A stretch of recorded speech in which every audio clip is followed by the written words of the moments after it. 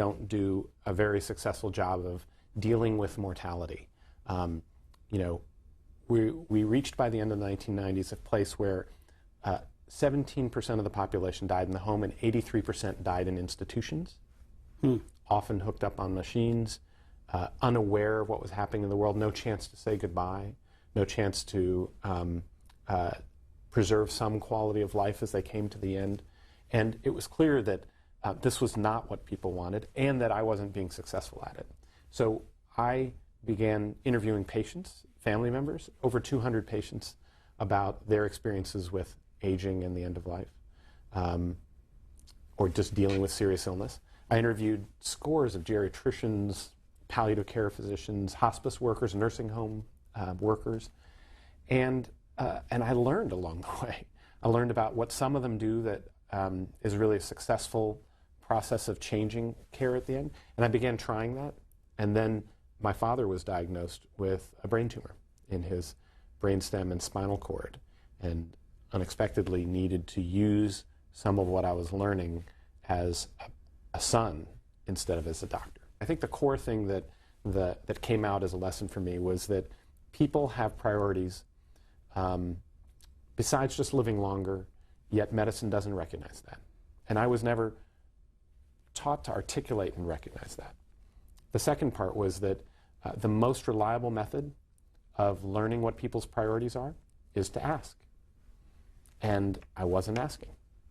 And also I wasn't asking even my own dad. And so when his condition began to deteriorate, and this is a tumor that was going to make him quadriplegic as it gradually took his life, and he faced options of surgery, radiation, chemotherapy, I started asking the questions that, you know, people talk about asking, you know, so what are your priorities? And what are the trade-offs you're willing to make and not willing to make? Really, really hard questions to ask, and yet changed every step of his care along the way.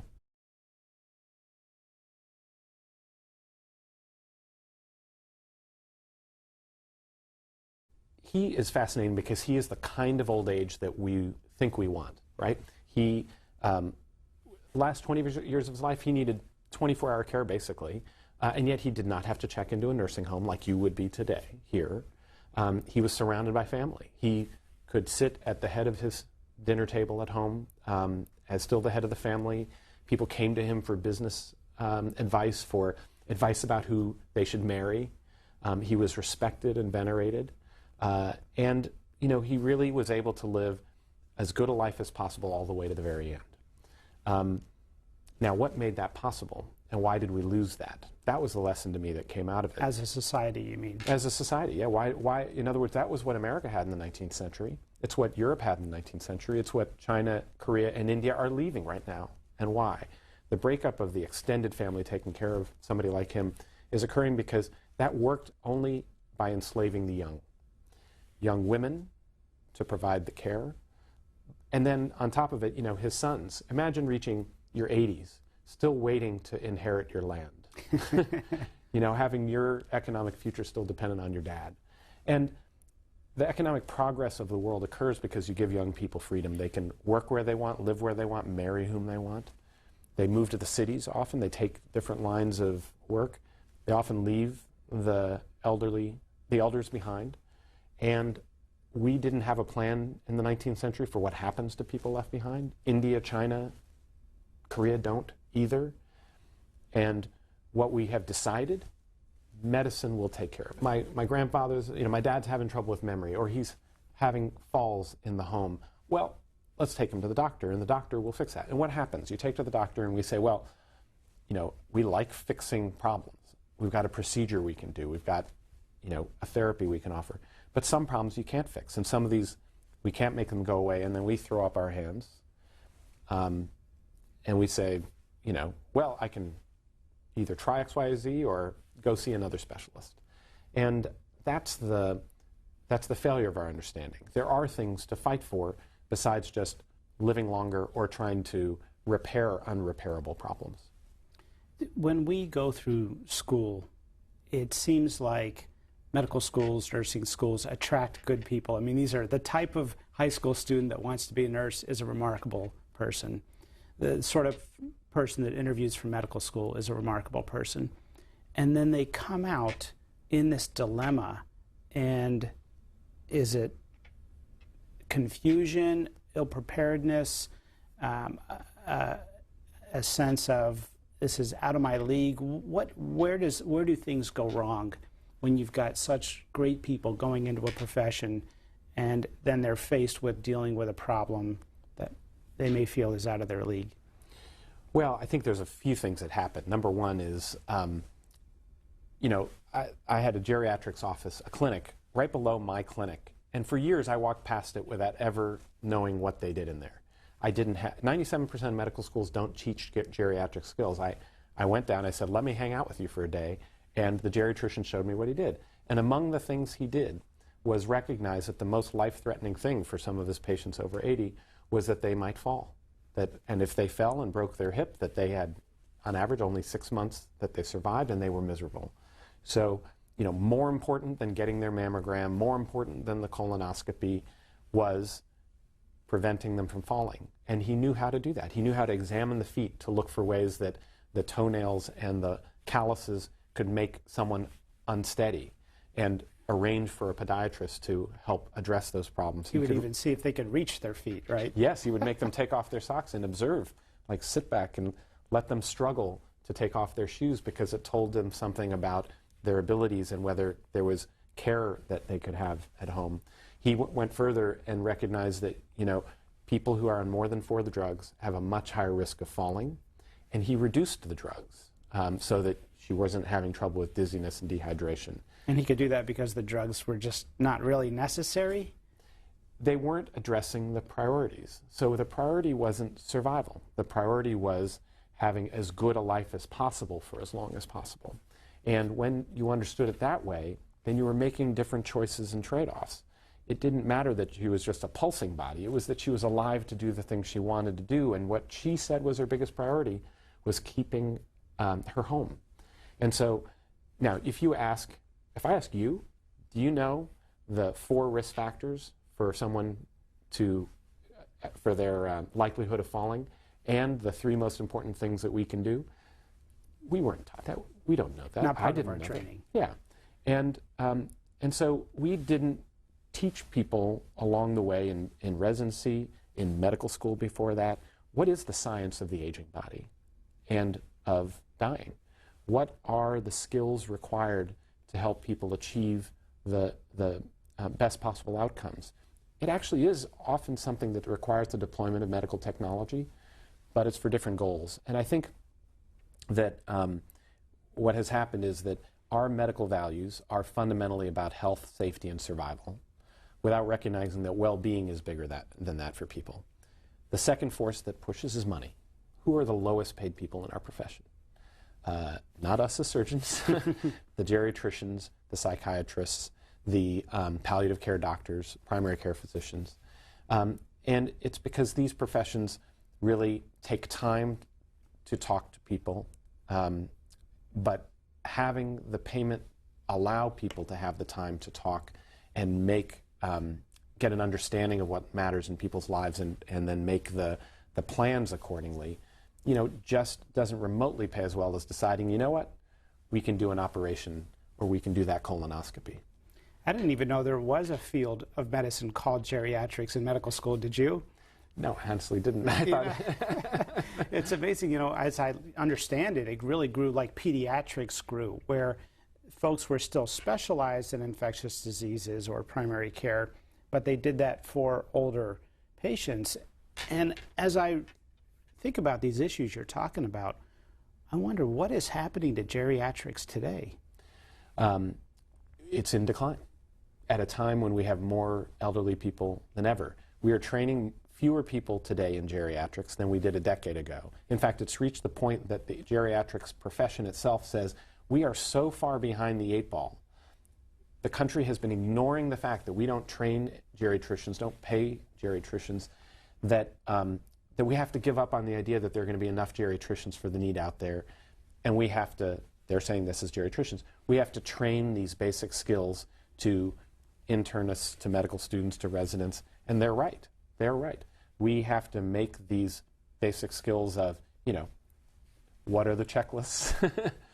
My last book. What are the checklists for that have to be executed on, that are the most important ones for people who are facing aging and address their particular health risks. But also, stepping back even higher than that, being able to ask the key questions and get some skills and improvement along the way in how to ask people about their priorities in life effectively, while helping them understand you still care. Just because you're talking about the worst case scenario does not mean that you're saying, I'm giving up on you. Medical school seems to be, and I may be overly reducing it, but it seems to be the equivalent of learning so many foreign languages. The only way you can memorize everything is to pair things. Diagnosis, treatment, diagnosis, treatment. And it's almost as if we can come out with this reflex. There's a diagnosis, oh, I know the treatment. Diagnosis, treatment. And what's great about that is you can learn all this knowledge, and there's plenty of it out there to learn, but what is concerning is you can miss out on the sense of what's appropriateness. And that really seems to be one of the focuses of the issues around the end of life as you describe them, the sense of when is it appropriate? Why are we treating high cholesterol in somebody who has a life expectancy of 2 years when the cholesterol is not going to kill them, or high blood And the pressure? medication makes them dizzy and likely to fall. And the medication, and they may confuse it with an important medication. Yeah. Well, I think it brings up a really core point, which is, how do we deal with appropriateness? The great fear people have, the charge that these are about death panels, is that dealing with appropriateness means it's no longer about my choice about what's appropriate. And I think what we're seeing is an evolution of what it means to be a doctor. In the last half century, it's changed enormously. 50 years ago, it was the paternalistic doctor knows best. The doctor would tell you what you're going to get, might or might not tell you what's really going on with you, never would go through the options. Yes, doctor, whatever you say, kind of thing. Yeah, and also we thought it was our job, you don't want to worry people's pretty little heads about, what might be going on. We rebelled in the 70s, 80s, and 90s about that. And by the time you and I were trained, we were taught to be doctor informative, I call it, almost a retail model.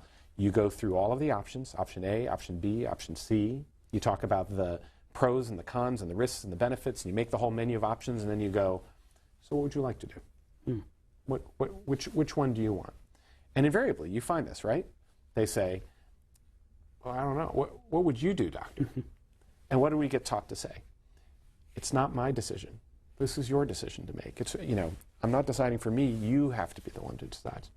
And what's evolving is the recognition. And I began to see it when I followed the geriatricians and the palliative care doctors. They play a role of counselor. And the counselor says, well, here are the options, but I need to ask you a few questions to understand your life. To give guidance. People want some guidance. They want options, but they want guidance. Yeah, and the guidance has to come from your understanding of what their priorities are in your life.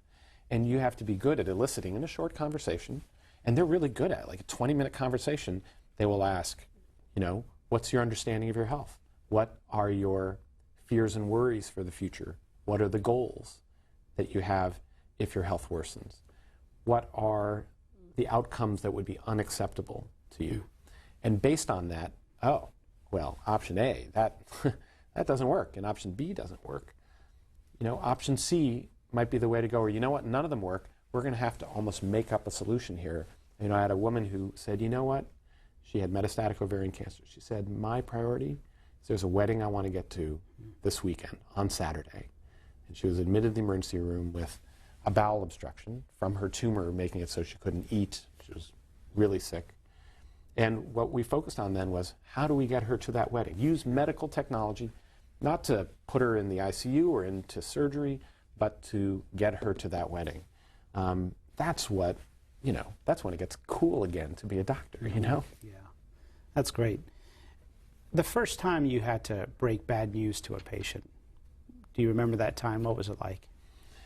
I remember it mainly because as an intern, you would be asked, you probably were asked as well, to go in and get the informed consent, or as we turn into a verb, go consent them.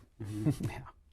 And you'd invariably be explaining this operation and talking about the risks and benefits, but what you are writing down is like, well, you have this risk of death, and you have this risk of, terrible bleeding, and you might have an infection. And invariably they raise their eyebrows and say, no one said anything about that. And I say, we all have our way of evading it. You learn, you watch the chief resident, what do? They end up saying, this is just, these are just the forms. Don't worry about it. It's just legalese.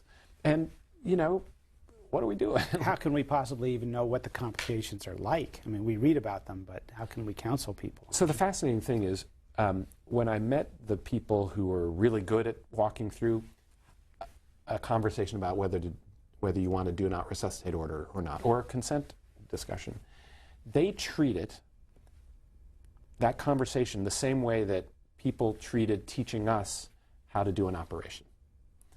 They broke it down. They studied what the component parts are, and they recognized, like, there are certain questions that are more effective than others, that you need to use questions. For example, one of them explained to me, you need to track yourself, and you should be talking less than 50% of the time that you are in the room with the patient. And I began tracking myself. I was talking 90+% of the time, and the patient would nod, and then you get to the end and say, do you understand? Oh, yeah, I understand. And that was our conversation. And, that set of skills, how do you break bad news to someone? Well, there are good ways and bad ways. The bad way is give all the facts and none of the meaning. Retreat to the medical vocabulary. Exactly. Here's the data. You have a prognosis of this. Here's the chances of that. The effective conversation is, here's what I know, and I'm worried.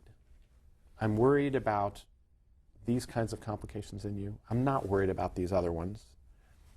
I'm very hopeful about certain things. I wish that, they talk about I worry, I hope, I wish. I wish it were true that we could cure this. I hope that we will be able to buy you more time.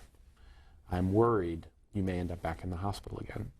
And that's saying to people, here's the data, here's your understanding, and I'm on your side on this. There's areas of, and I admit I have some uncertainty. I'm worried is not I am positive this is going to happen. You and I have all been fooled.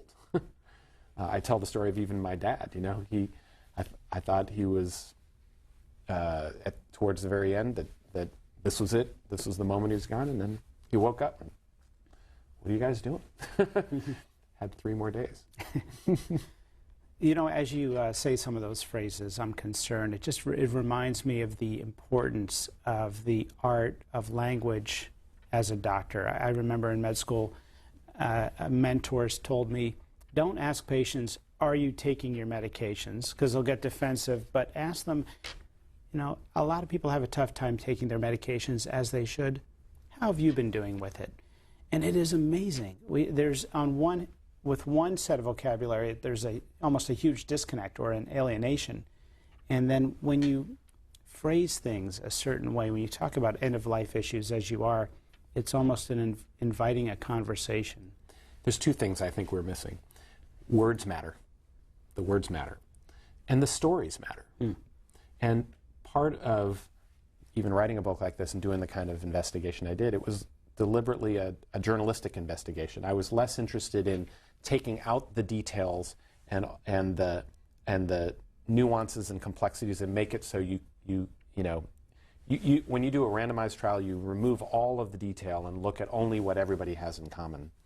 And what we do in a careful case study or in a bunch of case studies is recognize that the stories are really powerful and they tell you a lot about the experiences of the body, the experiences of illness, and in this case, the experiences of mortality. And I think, we are increasingly willing to recognize in medicine that those are just as important contributions to knowledge and our skills and profession as the straightforward quantitative ones. I think of a time I was in a trauma bay and a patient died, and I was told the mother's next door for you to talk to. And I walk in there, the mother's happy and looks at me and says, how's my son doing? And instantly this mass of emotions, mad at myself for not thinking through this ahead of time? What should I tell her? Mad a little bit at my training for having maybe completely missed this part.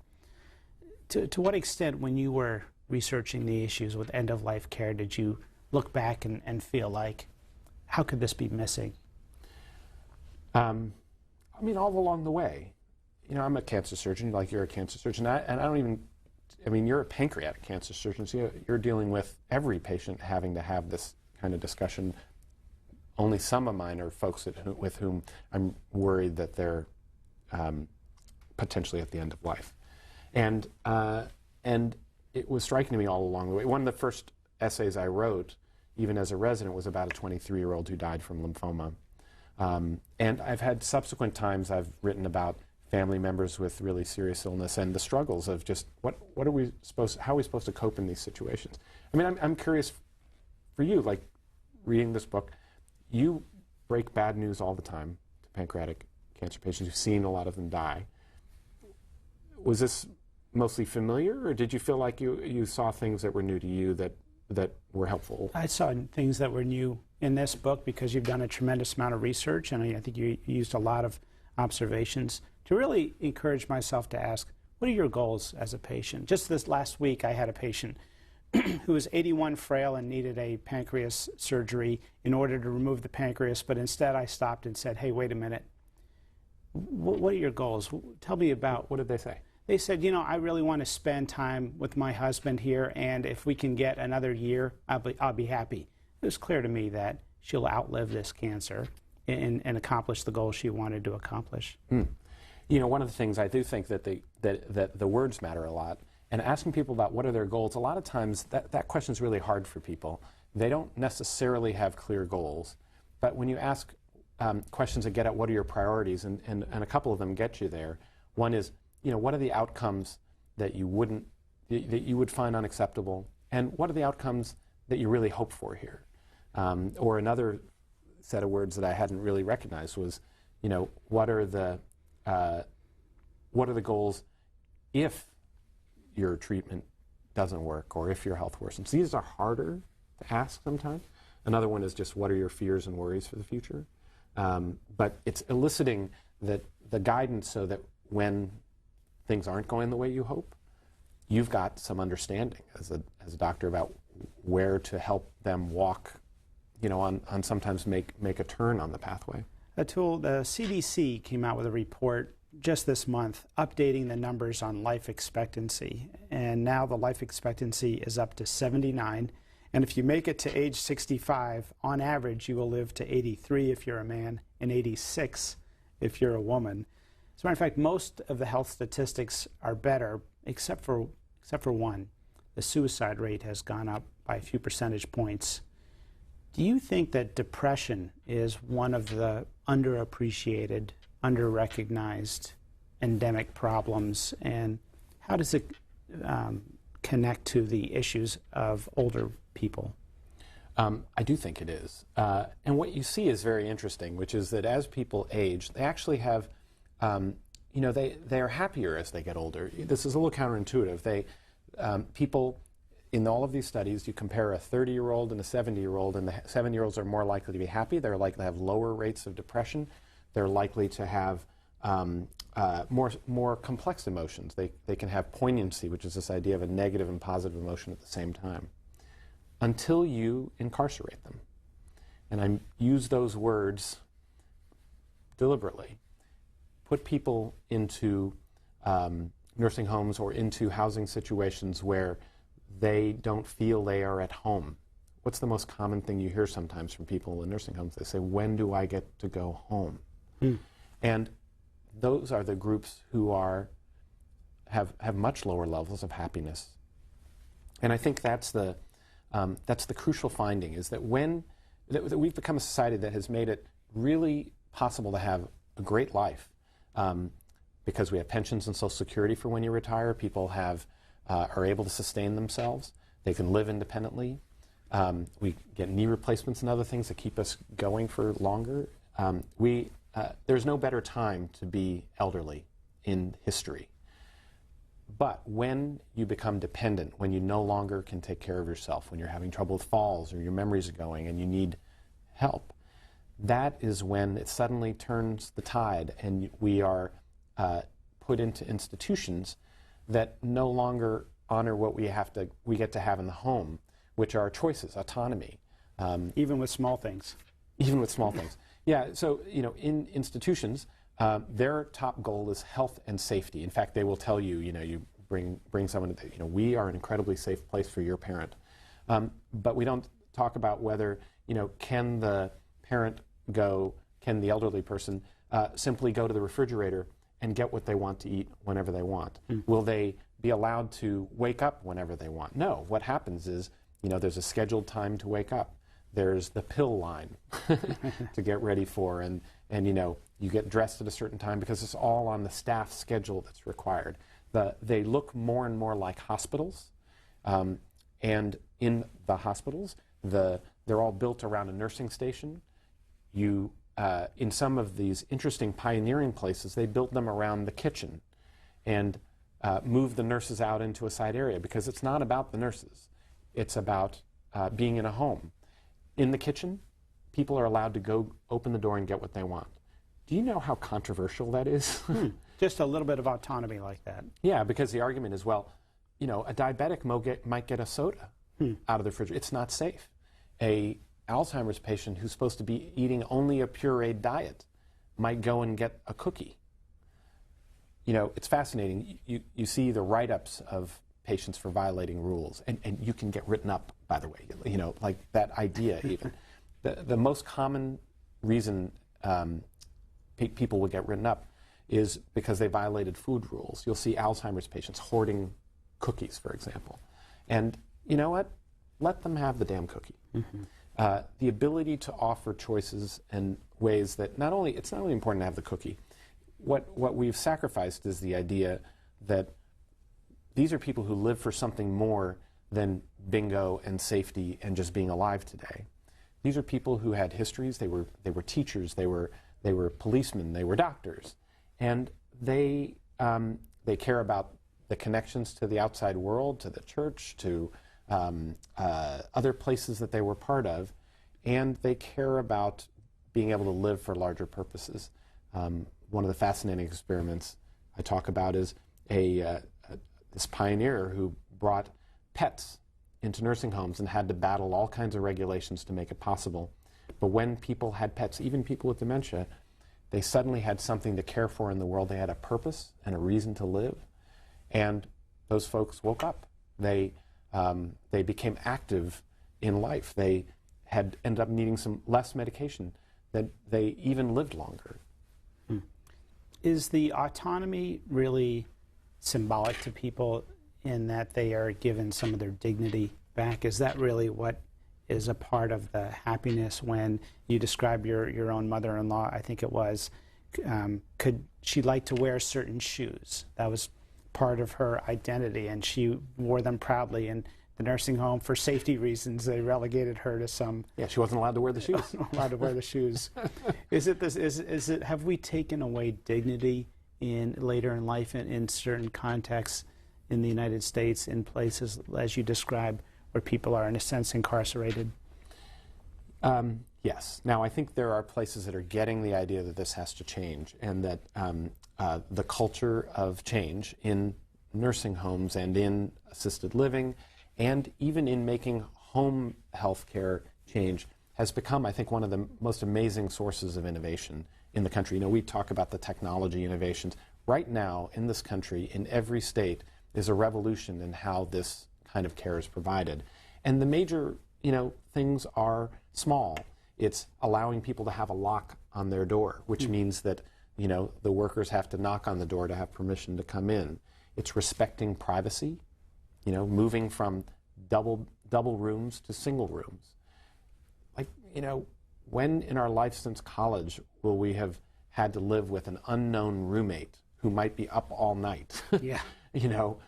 Crazy. Making sounds and noises, disrespectful. Yeah, and people care about these really fundamental things. Why does this happen?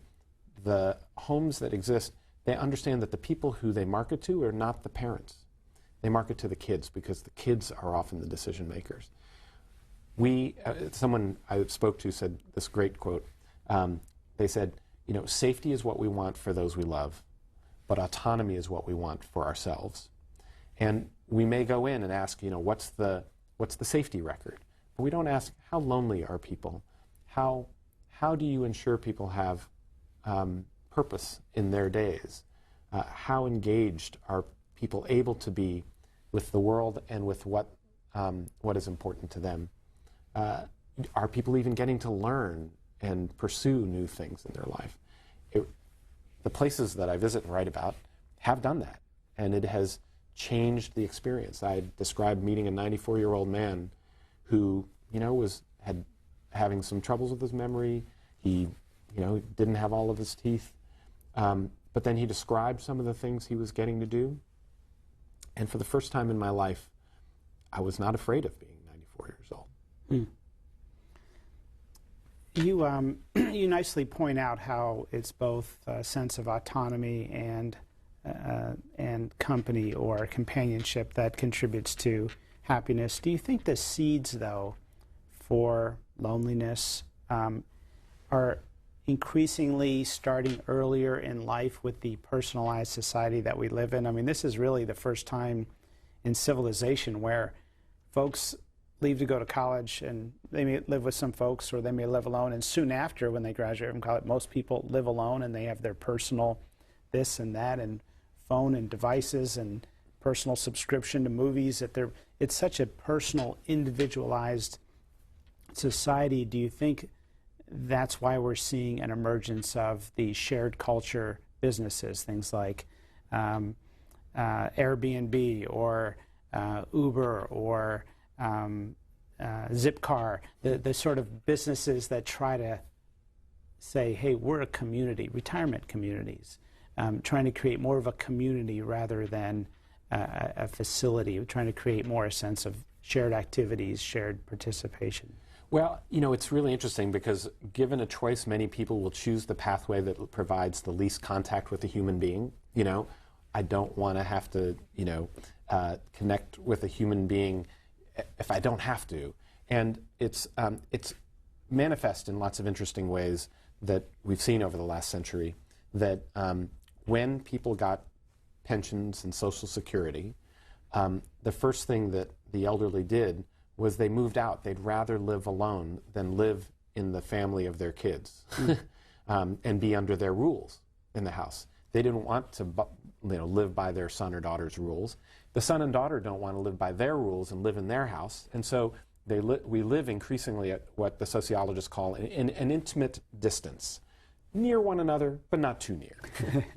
And I think where we are hungry, though, is that we do still want the contact, that, the intimate relationships, friendships, relationships over time. They take investment. They sometimes, involve hard conversations and people don't always get along.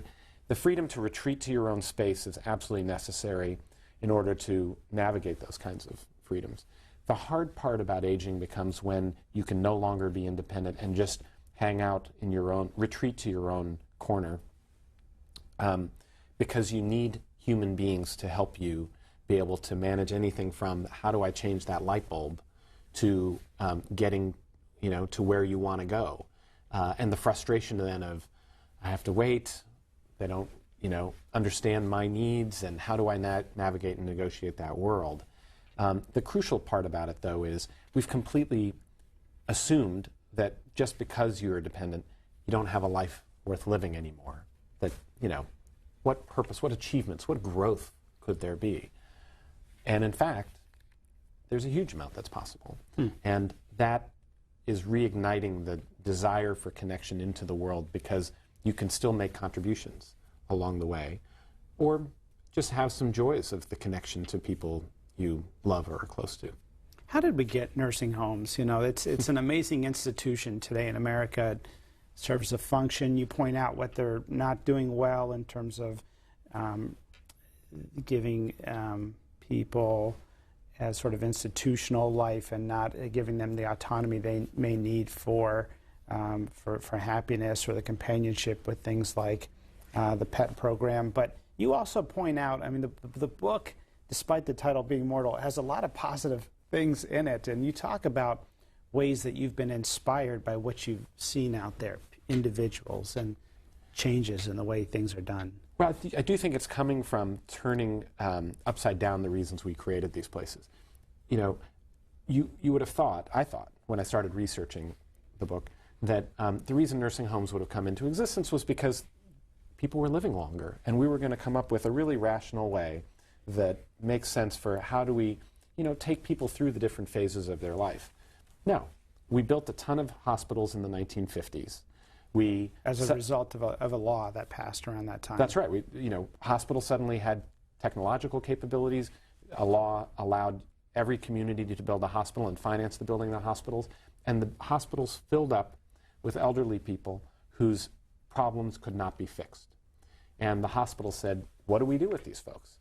And so as Medicare got created, there was financing for allowing people to go to a nursing home for about 60 days. And it was called a nursing home. The idea was that you would be nursing people back to health. We were not creating these places to acknowledge that you might not be able to get folks back to health. And so they were built around the priorities of health and safety. Now, safety is really important. You know, many of these places in the 60s were fire traps. You had people die in them, people were neglected. You know, there's some basic level that has to be there. But they weren't created out of an understanding that this is really about a well-being home. You know, nursing people back to health may not happen, but nursing people to well-being can happen regardless of what travails we face. And the idea that people would articulate priorities for what were, you know, the lines that you do not cross that make me feel like I'm at home. I think those are the things that we are now discovering. And no coincidence, the baby boomers are hitting the age where they are starting to think about that set of issues. We have parents who are starting to think about those sets of issues. And, you know, this generation is not going to put up with being simply wards of a nursing state. The subject of end of life is a tough subject to talk about for one reason, because it's polarizing to folks. That is, people have had individual experiences, or they've seen somebody on a ventilator far longer than the person would have ever wanted, or vice versa, undertreated.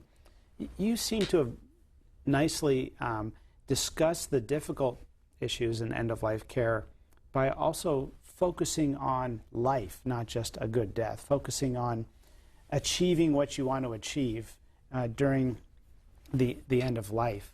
What inspired you to take that positive approach to what otherwise is a very polarizing subject, which, from my understanding, has not really evoked the polarized reactions you would normally think from this book? Yeah, I even talk a little bit about assisted suicide, and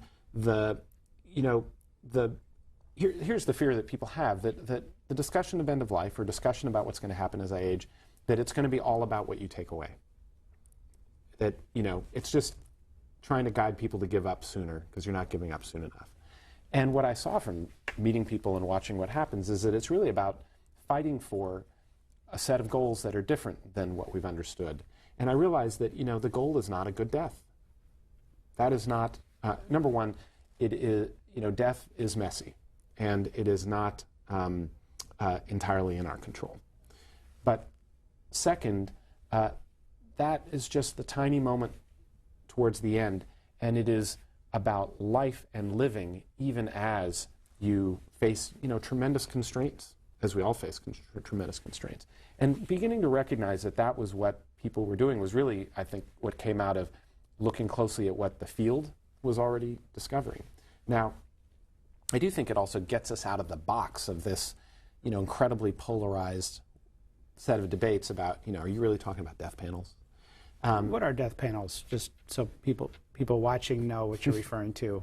Well, you know, it's a little bit unclear, right? So on one level, it's a very specific notion that that we, by allowing for the possibility that there would be discussions, not just allowing, encouraging the possibility that there would be discussions about people's priorities at the end of life, that we were really looking for ways to just hasten people's end. ration care. Ration care. Here's the really important thing to understand, and it delineates the fundamental mistake we've made. There are a number of studies that show this, but one really powerful one looked at terminal lung cancer patients who had only 11 months to live on average at the time the study was done. Half of them at the Mass General Hospital got usual oncology care. The other half were given oncology care plus having meetings with a palliative care specialist who discussed goals and priorities for a person's remaining time. And the group who had the discussions about their priorities ended up choosing to stop their chemotherapy earlier. They had fewer days in the hospital, less likely to die in the ICU, started hospice sooner, less suffering at the end of life.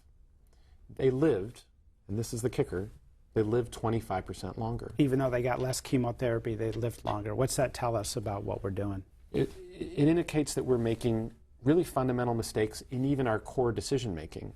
That when we're adding that fourth or fifth round of chemotherapy or trying that last-ditch operation, it is out of an unwillingness to recognize that we might be sacrificing quality of life for people. That, in fact, fighting just to have a good day now instead of more time is an ironically Zen idea. Just fighting to have a good day now and not worrying about how much time there might be, ironically, does not shorten the time, and it often lengthens the time. And I think it's that failure to recognize the truth in that. And there have been a number of studies. You know, people who start on hospice sooner don't end up living shorter. On average, they live equally long or longer. So I think it just reflects lack of knowledge, even in our own profession, about what the evidence is showing, a lack of understanding about why this might be, and that we haven't listened to our own patients about, you know, what priorities they have and why that might be. Is a positive attitude part of the reason you think people may have lived longer in the arm of patients in that study that got less chemotherapy but did better? I actually don't think so. So there have been reasonably good studies, you know, do pessimists live less long than optimists and all of those kinds? Do fighters live longer? And they don't. I think the major difference is that when you try that last-ditch operation or chemotherapy or other kinds of aggressive treatments, putting them on the ventilator, giving people the feeding tube. You would think a feeding tube, if people can't eat, that would be, you know, when you give these approaches, you get all of the toxicity, the complications, the pain, the suffering, and often very little benefit, to the point that the complications and the harm you've done as you've begun to do it outweigh any potential benefit there. And so people end up doing worse. People get beaten down, in other words. Yeah, physically beaten down by the toxicity of what you've done. And it's less about the psychology. It's more, you know, just what we physically... You know, we did a study. The week you are most likely to have surgery in your life is the last week of your life. And the day you're most likely to have surgery is the last day of that week. Now, when we go into surgery, we don't know whether things are going to turn out well at the end or not and those kinds of things. But when you're doing it with people who are facing terminal illness, this is your last-ditch effort, haven't discussed any priorities, we're often sacrificing not just the quality of their life, their chance of survival. And more often than not, we're getting it wrong at that very last stage. And so I think it's a wake-up call for us in medicine and for our patients who, you know, if your clinicians aren't willing to recognize your priorities, discussing with your family and pushing on your clinicians to make them understand what your priorities are besides living longer. What are the things that you do not want to sacrifice as part of your care? I think it's really important that we communicate that. Does longevity run in families? You know, you'll hear patients say, you know, I get fevers after surgery, but there's no infection. My mom had that and her mother had that. To what extent can we explore more the undocumented, the genetics? Yeah. Well, when I tell people that my grandfather died at 110, they say, you're so lucky. You might live longer. And then I'll say, yeah, but my grandmother died at 30, and it was from malaria, and they say, well, that doesn't count. Well, so there's really interesting studies about the contribution of genetics to longevity, and the contribution is very weak.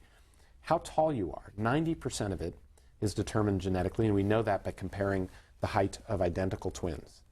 But the average difference in the length of time, length of survival for identical twins is 15 years. That there is, on average, they differ by 15 years in how long they live. People have a lot of wisdom later in life. Older patients can disclose things to their doctor they wouldn't even tell their own spouse, or they'll let you put a knife to their skin within minutes of meeting them just because you're the surgeon. Is that wisdom? Well, what wisdom do patients share? What have they shared with you about accumulating money or about time spent with family? There is, and I think you're referring to this great set of research done by a Stanford psychologist named Laura Carstensen. And she's been studying by asking people ages 18 to 94 in this study that's now going on for 2 decades. Her team will page them periodically and ask them to record what their emotions are, what their experiences are. She also has done studies with them asking them, if you have an hour of time, would you rather spend it with your sister or another family member or, this movie star? And the young tend to choose one signature, which is that they want to take options that lead to achieving more, to getting more, accumulating more, having more stuff, that they want to meet more people, that they love the possibility of going to a loud bar at 2 a.m. in the hopes and yelling to one another in conversation in the hopes that you might meet someone new. And there's an older signature that says there's nothing more of a nightmare than that. I'd rather spend time with my sister. People narrow the number of people that they focus on and want deeper relationships. They want more connections to the people they love. They are more focused on being and wanting to make sure they have some ways in which they have some contributions that can be anonymous and small, but some contributions to the world. The fascination about it is that as people age, the thought was that our brains are changing to make you more wise that way. And then she discovered, this is Laura Carstensen, discovered that some of her folks she was following had a terminal illness. Especially this was done on the West Coast in the early days of HIV/AIDS, and the HIV/AIDS patients would suddenly shift, even though they were young, to having the older signature. And then she did the study during 9/11.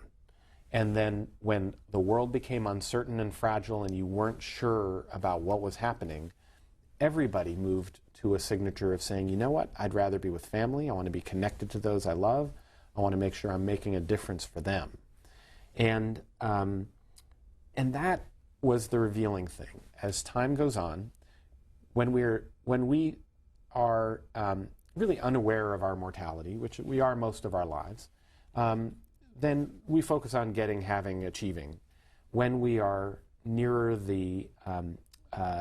when we become aware of the finiteness, the limitations of our life because of our health, because of the uncertainty of the political atmosphere, for any variety of reasons, could be Ebola, we suddenly want to focus in on people we're closer with and be connected to others.